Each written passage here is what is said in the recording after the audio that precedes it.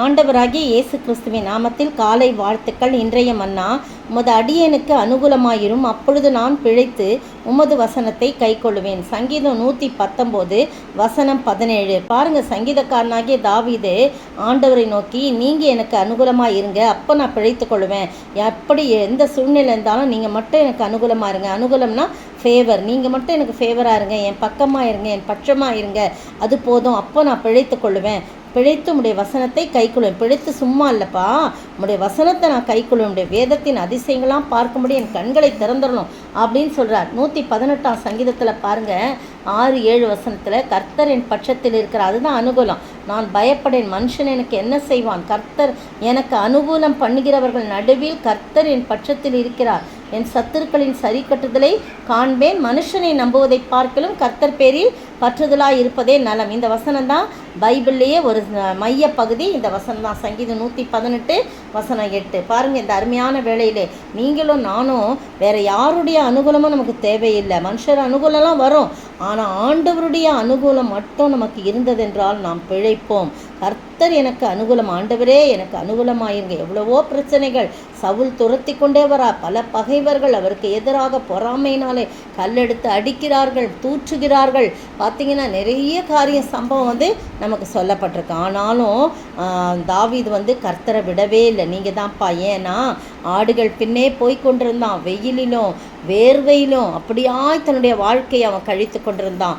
அவனுடைய வாழ்க்கையில் மற்ற சகோதரலாம், இவர் 8வது பிள்ளை, மற்ற சகோதரலாம் எல்லாரும் நல்ல நிலைமையில், எல்லாரும் அவங்கவுங்க ஒரு பொசிஷனில் இருக்காங்க. ஆனால் இவன் தான் ஆடுகளையெல்லாம் மேய்த்து கொண்டு ஒவ்வொரு நாளும் வெயிலையும் மழையானாலும் வெயிலானாலும் அவன் பார்த்திங்கன்னா அப்படி இருந்தான். ஆனால் ஆண்டவர் அவனை தான் கூட்டி எல்லார் மத்தியிலும் அவனை அரசனாக உயர்த்துறதை நம்ம பார்க்குறோம். ஒரு ராஜாவாக உயர்த்துறார். நம்ம சகோதரன் மத்தியில் அவனை அழைத்து வரான். அவர் இருக்கிற வண்ணமாக ஒரு சின்ன துண்டு இடுப்பில் கட்டியிருப்பான், மேல் சட்டை போட்டிருந்தானான்னு தெரியாது, தலையெல்லாம் பரட்டையாகி வெயிலில் வேர்வையோடு வந்திருப்பான். ஆனால் ஆண்டவர் சாமுவேலை கொண்டு என்ன பண்ணுறாரு, அவர் அபிஷேகம் பண்ணுறார். இருக்கிற வண்ணமாகவே அபிஷேகம். அதெல்லாம் நினச்சி பார்க்குறான். ஆண்டவரே, நான் எங்கேயோ கடந்தப்பா, என்னை கொண்டு நீர் ஆடுகளின் பின்னே போய் கொண்டு என்னை கொண்டு நீங்கள் அரசனாக மாற்றினீங்களே, குழு அறையில் என்னை கொண்டு வச்சிங்களே, ராஜ சிங்காசனத்தில் என்னை உட்கார வச்சிங்களே அப்படி சொல்லி. ஆனாலும் அவனுக்கு பல பிரச்சனைகள். ஒரு வேட்டை நாயை வேட்டையாடுவது போல அந்த சவுல் இவரை வேட்டையாடினதை நம்ம பார்க்குறோம். எவ்வளவு காரியங்கள்.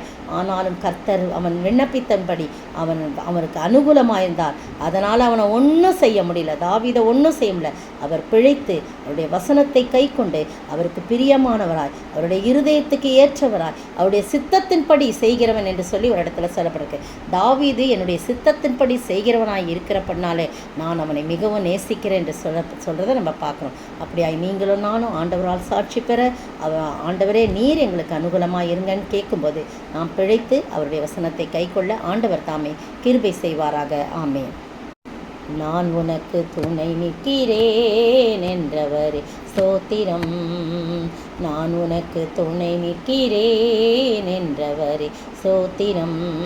வலக்கரம் பிடித்து துணையாய் நிற்பவரே உமக்கே ஸ்தோத்திரம் ஸ்தோத்திரம்.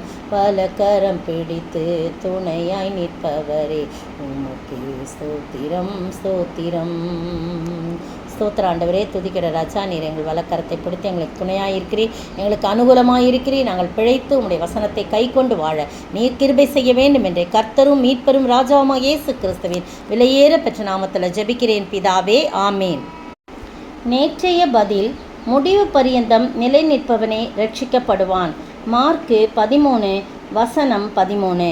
இன்றைய கேள்வி, கர்த்தரின் நாளையும் நாளிகையும் நீங்கள் அறியாதபடியினாலே எப்படி இருக்க வேண்டும் என்று சொல்லி 3 காரியங்கள் சொல்லப்படுகிறது. கர்த்தரின் நாளையும் அந்த நாளிகையும் நீங்கள் அறியாதபடியால் நாம் எப்படி இருக்க வேண்டும் என்று சொல்லப்படுகிறது.